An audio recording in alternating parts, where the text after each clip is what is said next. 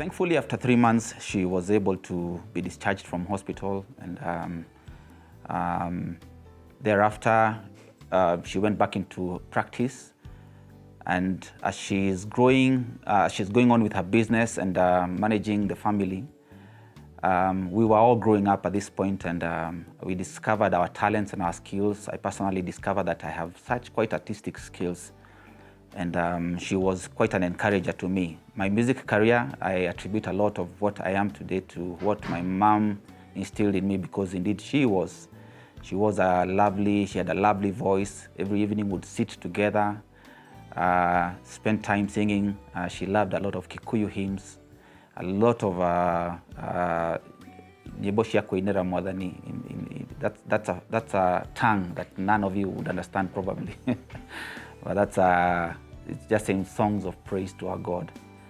Then there's also another book that she loves most, and that was the nyimbo cia kigosho. That's also another tongue called songs of intense worship. And so we kept singing that, and I grew up through that environment. And you see, here is where I'm getting the gist of how to have a relationship with my mother, through ministry, through worship, through serving, and she helps us at home. And I'm seeing a strong mother. I'm seeing a very solid mother, a very founded woman who wanted to see the best out of her children. She taught us a lot of house chores, a lot of cooking, washing, and all that. And I'm so grateful to that phase of life. And it's at that point that we were dispatched. Like for me, I was dispatched to college. I went to college, and after finishing college, just after I finished my college education, the second phase of her health was now about to come into play. And this is where I came face to face with the reality of what she was really going through. We are talking about, say, 15 years later. 15 years after the first time she was admitted.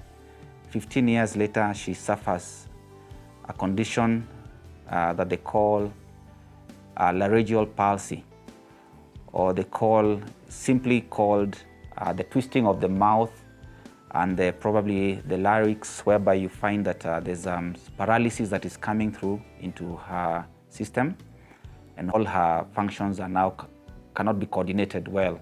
So she has to depend on a lot of support.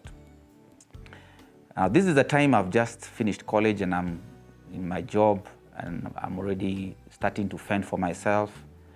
And so basically, much of what I earned was going into taking care of her medical expenses.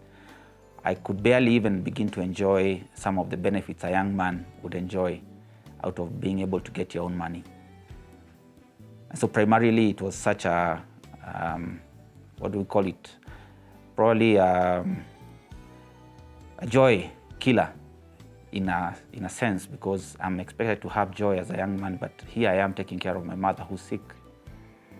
And so I knew that she had done the best for me in life, so I had also to give my best.